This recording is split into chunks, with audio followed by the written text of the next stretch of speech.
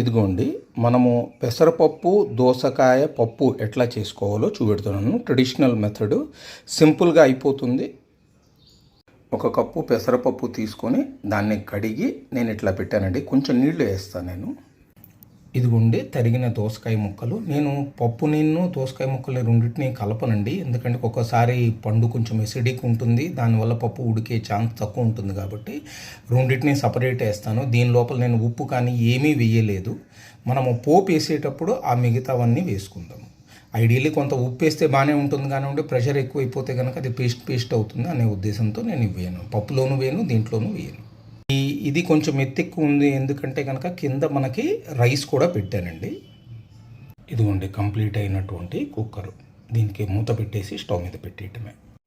ఇదిగోండి మనం మంట పెట్టినటువంటి కుక్కరు. ఇదిగోండి ఉడికినటువంటి పెసరపప్పు. ఇదిగోండి దోసకాయ ముక్కలు బాగా ఉడికిపోయాయి. ఇదిగోండి ఇది నెయ్యి వేసాను నేను. పప్పు జనరల్లీ నేను నెయ్యి పోపే వేస్తానండి, ఎందుకంటే దానికి రుచి వస్తుంది కాబట్టి. పెసరపప్పు ఇంకా బాగుంటుంది మంచిగా నెయ్యి ఉంటే కనుక. దీని లోపల ఇప్పుడు శనగపప్పు, మినపప్పు, ఆవాలు, దాని తర్వాత పచ్చిమిరపకాయలు, ఎండుమిరపకాయలు, కొంచెం ఇంగువ, ఓకే. దాని తర్వాత మన పులుపు కోసము వీలైతే మామిడికాయ కానివ్వండి, లేకపోతే చింతపండు కానీ, ఓకే, ఇవి వేసేది. ఇదిగోండి పోపు వేసినటువంటి నెయ్యిలో, ఓకే, శనగపప్పు, మినపప్పు, ఆవాలు, ఓకే, వేసాము దీంట్లో. ఇదిగోండి ఇది కంప్లీట్ అయిపోయినటువంటి పప్పు అండి. ఇందాక ఒక పాయింట్ నేను చెప్పాలి అనేటటువంటిది ఉద్దేశం చేశాను, ఓకే. పెసరపప్పు మనం కుక్కర్లో పెట్టుకుని దాంట్లో కనుక నీళ్ళు ఎక్కువ పోసారనుకోండి, అది కాస్త పేస్ట్ అవుతుందండి. కొంతమందికి అది ఇష్టం ఉండదు. మనకి పప్పు కనిపించాలి, ఉడకాలి కానీ కనిపించాలి అని వాళ్ళ యొక్క సిద్ధాంతం అండి.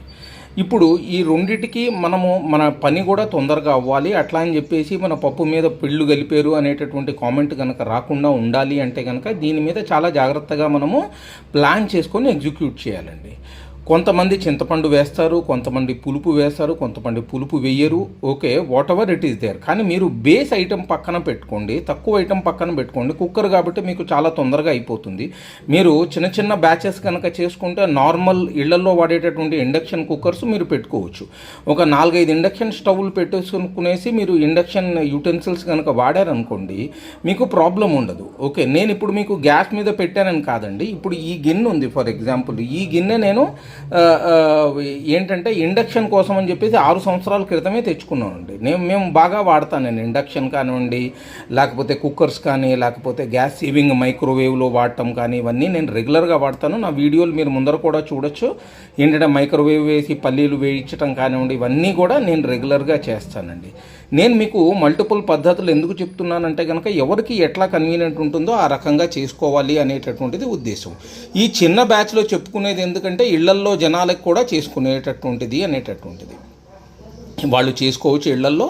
దాని తర్వాత ఇది పెద్ద భయంకరమైనటువంటి పాయింట్ కాదు అనేటటువంటిది ఉద్దేశం. ఎప్పుడైనా నేను చేసేటటువంటి పప్పులో మనకి వెజిటబుల్ ఎక్కువ ఉంటుందండి, పప్పు కొంచెం తక్కువ ఉంటుంది. ఒక రీజను ఏంటంటే కనుక మనకి కూర తినేటప్పుడు దాన్ని డిఫరెన్షియేట్ చేసేటటువంటిది ఆ వెజిటబుల్ అండి. ఇప్పుడు మీరు మామిడికాయ పప్పు చేస్తారు, టమాటా పప్పు చేస్తారు, వీటన్నిటిలోనూ డిఫరెన్షియేషన్ ఆ ఫ్రూట్ అండి. పప్పు మటుకు ఒకటే ఉండొచ్చు, ఓకే. పప్పులో టైప్స్ ఉన్నాయి. మనకు వచ్చేటప్పటికి పెసరపప్పు ఉంది, కందిపప్పు ఉంది, శనగపప్పు ఉంది, దాని తర్వాత మినపప్పు ఉంది, ఓకే. వీటన్నిటితోనూ లేకపోతే వీటిని మిక్స్ అండ్ మ్యాచ్తోనూ వెరైటీ చేసుకుంటారు. అల్చందలు కూడా ఉన్నాయి. మనం చాలామంది అల్చందలతో చేయటం ఇది ఉండదు కానివ్వండి, కానీ దాంట్లో కూడా మనం చక్కటి పప్పు చేసుకోవచ్చు, ఓకే. సో దాని తర్వాత ఇంకా వేరే పల్సెస్ కూడా అవైలబుల్ ఉన్నాయి. అవి నేను వేరే సిరీస్లో చెప్తాను మీకు, ఒక ఇండివిజువల్లీ మనం ఎట్లా ఏ రకంగా చేసుకోవాలి అని. ఒక డిష్ని కనుక మనం హైలైట్ చేయాలి అంటే కనుక ఆ డిష్కి మనము ఏంటంటే ఒక ఉమామి అంటే కనుక ఒక టేస్ట్ ఇంపార్ట్ చేయాలి. దానికి నెయ్యే అవసరం. నెయ్యిలు కానివ్వండి, వెనపూసలు కానీ, లేకపోతే కనుక సోయా సాసెస్ కానీ, ఇవన్నీ అవసరం లేదు. కానీ కొన్నిటికి కొన్ని బేసిక్ అండి. ఓకే, సో ఇప్పుడు ఫర్ ఎగ్జాంపుల్ జనరల్లీ పప్పు నేను చేసేటప్పుడు దాంట్లో నూనె వేయటం దానికంటే మనము నెయ్యి వేస్తే బాగుంటుంది అనేటటువంటిది ఒక పాయింట్. దాంట్లో కనుక మనకి ఉల్లిపాయ కనుక లేకపోతే, ఇప్పుడు మనకి ఉల్లిపాయ ఉందనుకోండి, మనం ఏం చేయాలంటే కనుక బరిస్తా లాగా దాన్ని అక్కడ చేసేసుకుని బరిస్తాను తీసేసి ఆ నూనెని మనం పోపులోకి వాడుకొని అది కనుక వాడుకున్నాం అనుకోండి, దాని లోపల నెయ్యి అవసరం లేదండి. ఎందుకంటే అది ఒక మంచి టేస్ట్ వస్తుందండి బిర్యానీలో. అందుకే మనకి ఉల్లిపాయ వేయించినటువంటి నూనెని వాడతారు. ఓకేనా? సో దీంతో మీకు ఈ పప్పు సింపుల్గా మనం చాలా తొందరగా ఎట్లా చేయాలి అనేటటువంటి పాయింట్ ఇదైపోయింది. దీని లోపల ఉప్పు అవన్నీ కంప్లీట్ వేసాను. కొంతమందికి నల్లుప్పు వేయాలనే ఇంట్రెస్ట్ ఉంటుంది, వాళ్ళకి కావాలంటే వాళ్ళు వేసుకోవచ్చు. లేకపోతే బేస్ పక్కన పెట్టుకొని కస్టమర్ వచ్చిన విధానంగా మీరు మార్చచ్చు. ఫర్ ఎగ్జాంపుల్ ఈ బేస్ వేసేసుకుని ఇప్పుడు ఒక particular customer, north Indian type customer నాకు తడకా కావాలి అన్నప్పుడు మీరు ఏంటంటే కొంచెం ఉల్లిపాయలని తడకా చేయండి, దానిపైన అద్రక్కి లచ్చే వేయండి.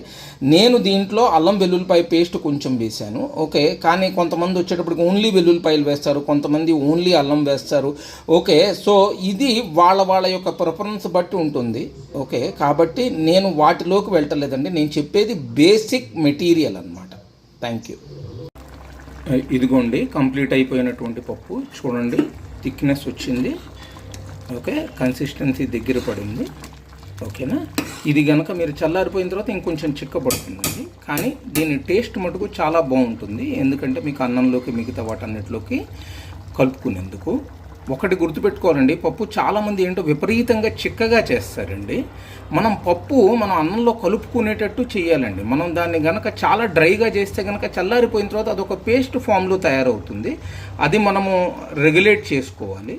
ఏంటంటే ఇంత మంటలు పెట్టి చేయటం కాదండి, ఒక బద్ద కూడా వేస్ట్ కాకుండా చేయాలి. ఇప్పుడు నేను చేసిన దాంట్లో నా గిన్నెల దగ్గర నుంచి అన్నీ క్లీన్ అప్ అయిపోయినాయండి. Thank you.